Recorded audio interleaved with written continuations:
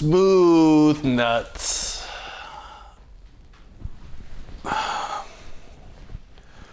my football sound? Great. All right, we're rolling one, rolling two. All right, rolling 1 and 2. Let me put my first fucking 15 seconds of thoughts together. So I don't sound fucking retarded. This is all going in, by the way. That's all right. All right, we did a nice little spicy social media poll. Do you want to hear more about war things, or do you care about not being fucking poor anymore? And pretty close, but more people pick not being poor. Surprisingly, I guess people don't want to hear about people getting tortured to death in Ukraine, or missing Javelin missiles that people put signs up saying missing Javelin missile. Please call this number to return. So I guess we're just gonna go over. We'll just go over the real estate thing and hope it works out for you. I would say this is for everybody. It's not for everybody. Everyone wants this get-rich-quick scheme. I'm not going to name any names, but if you live in Delaware, Ohio, maybe directed at you. I love you. But yeah, so basically, I'd put on there, if you've got a job and you pay taxes, then I could probably help you change your life if you give a shit about that. There's going to be people who have done this a lot of different ways. There's people who've made a lot more money than me doing what I do.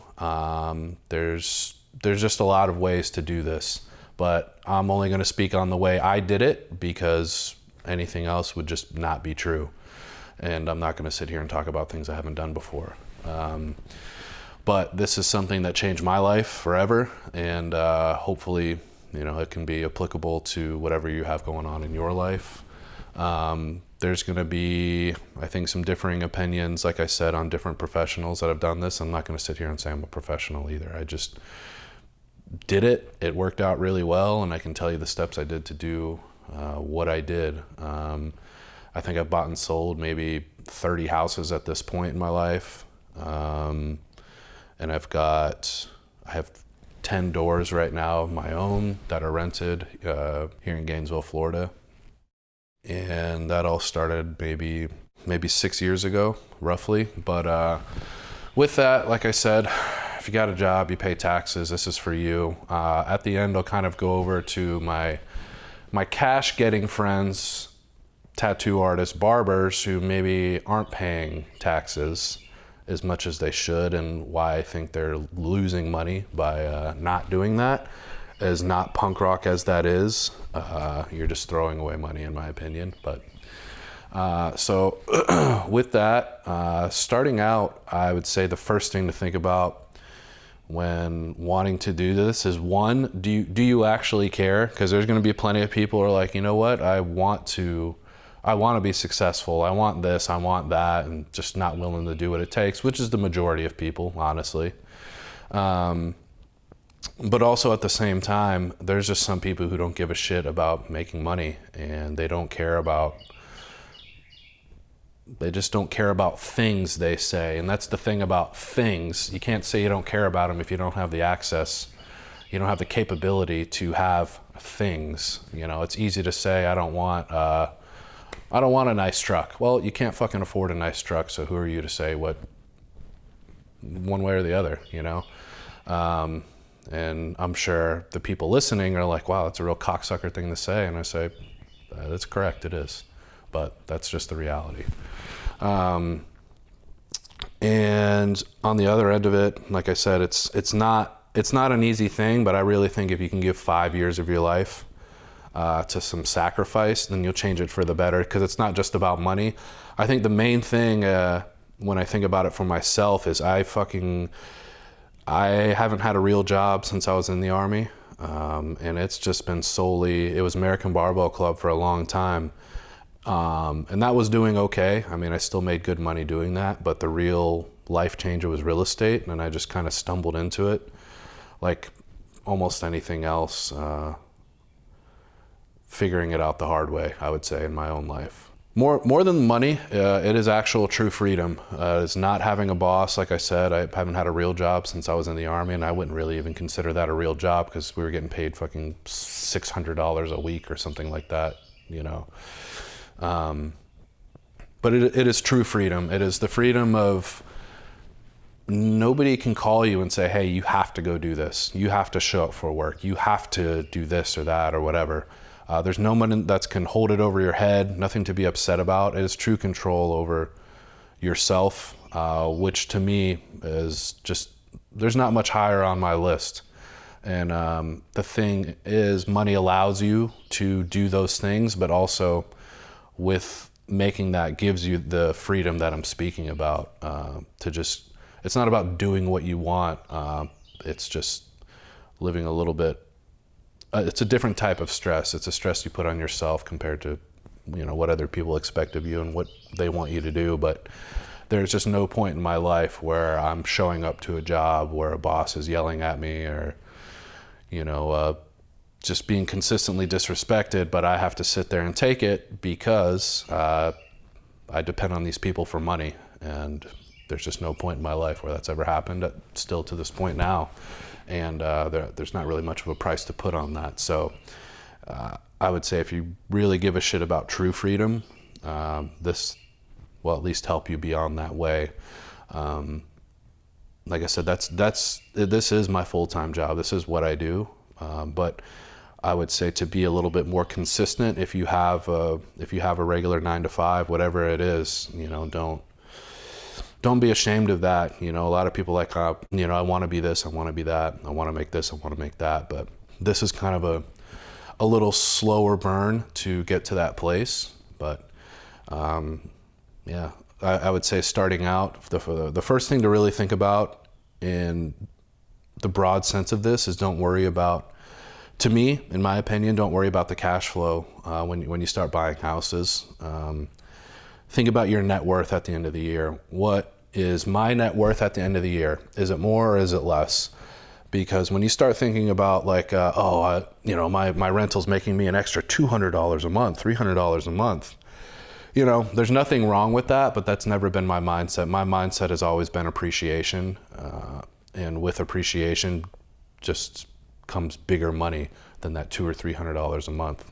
That people focus on, because that's the number one question is how much money are you making every month on these rentals? And while it is true, like I am positive cash flow on everything, that's just not the number one goal. The number one goal is always appreciation in my mind. So starting out with it is, you know, there's a few things you need. This is going to be very, very basic. If you bought a house before, if you haven't, I'll tell you now, it's, you know, they're going to want 2 years tax returns, 3 to 6 months bank statements. They're going to want to see that you have some assets in the bank. You're going to have decent credit and all of those things. You know, if you need help in certain ways, you know, you can send me an email, DM me or whatever the case is, and I'll help you out. There's a few people I'll see one-on-one in person. So if you live in Gainesville or Alachua County, just hit me up and I can definitely give you a hand with that and give you some recommendations on people to use and see, things like that. So they're going to want that, and they're going to want to see your debt to income ratio. So basically take your gross monthly income, and I think with FHA, you can go up to 50%. So if you make 10 grand a month, you know, technically you could afford a $5,000 mortgage payment if you don't have any other bills. But I would say most banks are looking 40% or under. You can get away with 45%, something like that. So, you know, at 36%, you're at $3,600 a month if you're making $10,000 a month, which you might or might not be. I'm just using this as a general number. You know, with that, and then I would start researching properties in your area. Don't be desperate. Never be desperate. Always look for deals. So once you start looking at these deals, I mean, I check Zillow literally every single day. I'll get with my realtor almost every single day on what's coming across the board. And look for your first house. It doesn't have to be a house. It can be a townhouse, apartment, condo, whatever that is. Just have it set in your mind, I'm going to buy my first house. And with that, you're going to want something we call it like lipstick repairs, basically, so that's just paint, flooring, maybe some basic kitchen stuff, some basic bathroom stuff, things that you can do yourself. The goal is to be in there for a year, do the repairs while you live in it. And in my experience, you can get about 20% more on doing these repairs yourself in the first year in value. So if you buy a place for $400,000, do these repairs. If you find a decent deal and you find things that are a little outdated, you can probably get about 20% over that. So from $400,000 to $480,000, you can make for yourself. So create $80,000 in net worth year one alone. And then with that, there's different statistics, but when we start talking about net worth, I wrote a few things down, so I'll read off some of these notes for you so you have a better idea. So at $400,000 purchase, you're looking at about a $3,200 a month payment. That includes taxes and insurance, and annual appreciation. So the value that your house goes up every year, appreciation, on average has been, it's about, what did I have on here? It's about 5%. Let's see. Since 1991, 4.3%. Since the year 2000, 4.7%. And since 2012, the average home has appreciated 7.5%. Well, 7.7. So I put in there 5% to be very fucking conservative on these home prices going up. So, this, like I said, this is something when people talk about their down payments and they get a little bit worried about that. There's programs out there now. You can go to Navy Federal. They have 100% finance programs. So you can go buy a house with no money out of your pocket, 100% financed. And in year one, like I said, you buy a $400,000 house at 5% appreciation year one, you're up $24,000 to your net worth. That's without repairs. That's without anything. You're up a pretty good amount. Well, that 24,000 is based after some of the fixes that you do. So I would say 400,000. Do some repairs. Your value is at about 480,000. That 5% puts you at $24,000 year one. That you're up, and you're going to be paying rent anyway. Pay the mortgage, get a roommate, whatever the case is. Like I said, this isn't going to be like some easy thing. It's going to suck for 5 years, was what I'm saying. But if you can suck it up for 5 years, I promise your life will be changed. So, year one, that $24,000 you're up in appreciation. Add that on top of the $80,000 that you just made for yourself by doing these repairs. Like I said, if you get a good deal on the house and you do the repairs yourself, you can expect about 20%.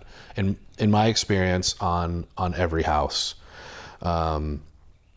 So you're at 80,000 plus the 24. You're up over $100,000 year one to your net worth.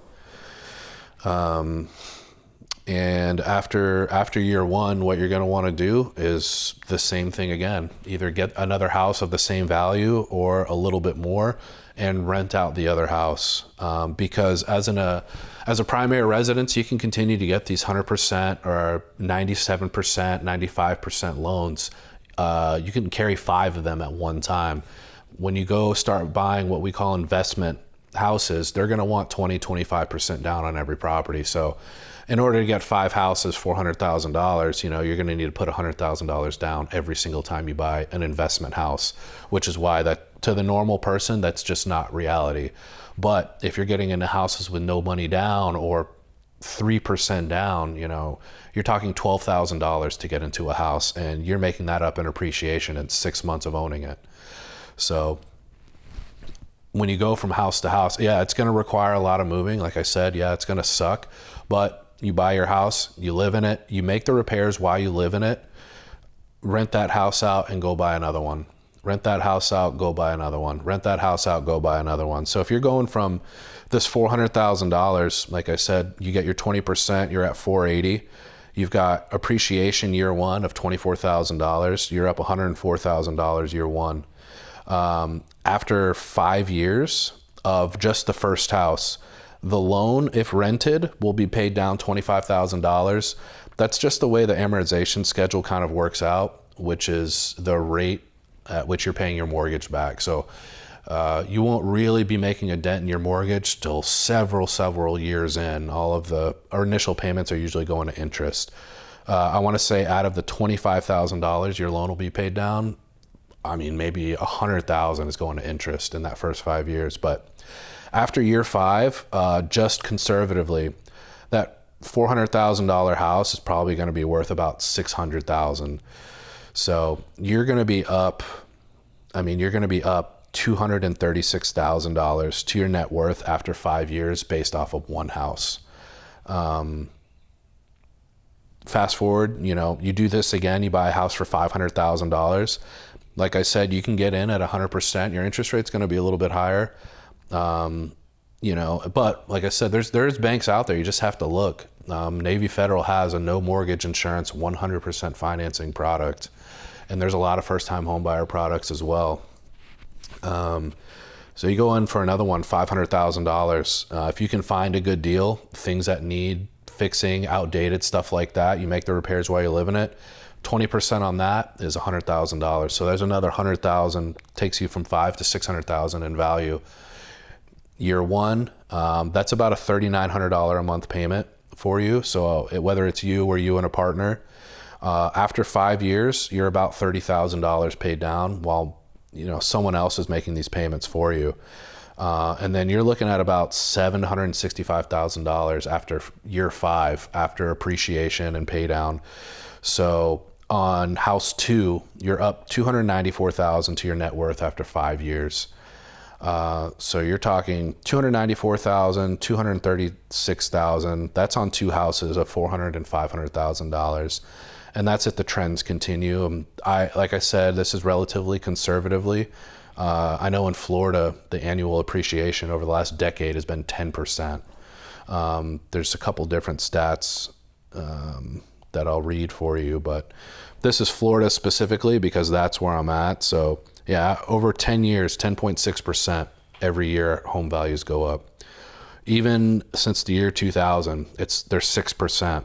Over the last 5 years, up 12% every year. So that 5% I'm giving you is a pretty conservative number. But as you can see, you do this times 5 houses, you've got 4 people paying down your mortgage rate, your mortgage for you, while you're living in the 5th house. And with this as well, you can buy duplexes, you can buy a 4-plex, and that's still considered, you can still use that as your primary residence. If you have VA loans, that's even better. That's kind of free money. Like I said, anything that's giving you 100% financing, that's best case scenario because you're taking this appreciation that these home values are going up every single year with no money out of your pocket. Because if you were to take $400,000 and put into the stock market, I think the annual return on stocks is like 9.6% since the Great Depression, something like that. But you're going to need that entire $400,000 to be put in cash, which the majority of people I know, don't have that. But with real estate, you go in with a $400,000 asset with no money out of your pocket, and you're still getting the gains from this. So that 5%, 6% in Florida, 10%, you're making the money with no money out of your pocket with a loan from the bank. So it's not as good as it was when rates were lower. That's a fact. And I think a lot of people are going to bring that up like, oh, rates aren't as good, this and that. Well, you're either going to make money or you're not going to make money. That's your choice to make. But I still think personally, if you're in the right markets, and like where I'm at in Gainesville is a college town, rents are high here. So if you live near a college town or anywhere where rents are high, you can do that. But if you're okay with moving for 5 years, like every year for 5 years moving, you go from primary residence to primary residence, you're getting in 5 houses with essentially no money out of your pocket. And if you have a stable job, even if you're, in my opinion, even if you have to put in $100, $200 a month into a couple of these houses, it's not like the money's going away. I would just look at it like a savings account, in my opinion, and that's what I've done. And then eventually, these 5 houses through appreciation, you can pull some of this money out too through refinancing. And with refinancing, you get the money back and you don't pay taxes on that money that you're getting back. If you sell the house, if you have $200,000 in equity and you sell your house, you're paying taxes on that money after 5 years. If it's your primary, they give you, I believe it's called 2 out of every 5, basically. So you can sell 2 of your houses every 5 years, and the government they'll give you the tax benefit, basically, of, I think it's, if you're married, $500,000 you don't pay taxes on. I could be butchering that, but I'm pretty positive that's what it is. But with refinancing, consistently every 5 years, I would just refinance it, pull that money out, because it's technically a loan and you don't pay taxes on loans. So you get that money out, somebody else is making your mortgage payment for you, and you just keep rolling this on times 5. So in this 5-year span, you're going to be well over $1 million in equity. And like I said, you can't look at it as what I'm making every month. That's what your job's for. Your job's for paying your bills and just living your day-to-day life. But real estate is what's going to get your net worth up, which to me, at the end of the day, is really all I've been concerning myself with. Once I shifted my mindset from cash flow, monthly income, to net worth, that's what really changed everything for me. That's, I don't know, that's kind of the basis of everything. As far as that, like I said, I might have left a few things out, but I can address it a little bit later. If there's questions, like I said, hit me up. I'll help anybody out. I would say, like I said, my cash friends. So if you are in a cash business, mostly barbers and mostly tattoo artists who are not paying taxes. I kind of feel the same way. You're kind of throwing your money away by not paying taxes. If you're making $100,000 a year and you're not paying $20,000 in taxes, which is essentially kind of roughly what it would be. You're not able to buy houses. You're not able to do a lot of these things, because even being self-employed alone is already a fucking pain in the ass for financing, because they want a lot more information. You know, they want your bank statements for your business. They want your profit and losses. They want all of these things to show, because apparently a lot of people are just faking their income and avoiding taxes. But you know, with that, you have to think, if you're showing $100,000 on paper, you're able to finance a house. You're able to, like I said, even on this $400,000 house, you're paying $20,000 a year in taxes to make all of your money legit. Well, year 1 appreciation, like I said, is $20,000. So you're already got your money back in appreciation, year 1. And then year 2, 3, 4, 5, and however long you have that house, you're getting this money back in compounding appreciation, essentially, because, you know, you're going from this $400,000 to, you know, now $420,000. And now, you know, based off of that 420, another 5%, or, you know, whatever the appreciation of the properties are at that moment. So I would say it's definitely worth paying your taxes. Not that I'm like Mr. fucking pro tax guy, but like I said, if you're in a cash business and you're not doing that, and you're interested in real estate, that's you know, that's the way to go. And I understand it sucks writing a big check at the end of the year, because I do it every year, but that's kind of the price you pay to play the game. And I know a lot of people, specifically where I come from, you know, like, people don't want to play the game. They don't want to pay their taxes. They just want to avoid everything government related. And the thing is, you're still showing up at your job, getting told what to do by some person that you don't really fucking like. So who's really winning here? You know, you're over here suffering for yourself for no reason when you don't have to. You know, do your job as a means to get by. In my opinion, this is the way I look at it, as a means to get by. And then set yourself up to where you don't have to be dependent on that. You do it because you enjoy doing it, not because you have to do it. And when you set yourself up with this, if you need to walk away, you can walk away. If you don't want to work for a year, you don't work for a year.